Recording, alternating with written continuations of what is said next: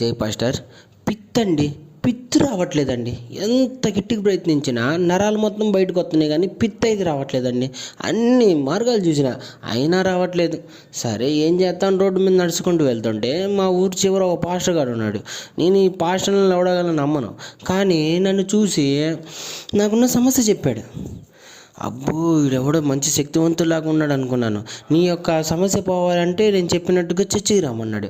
సరే ఇన్ని ప్రయత్నించాను, వీడు చెప్పింది ఎందుకు ప్రయత్నించకూడదని చర్చికి వెళ్ళాను.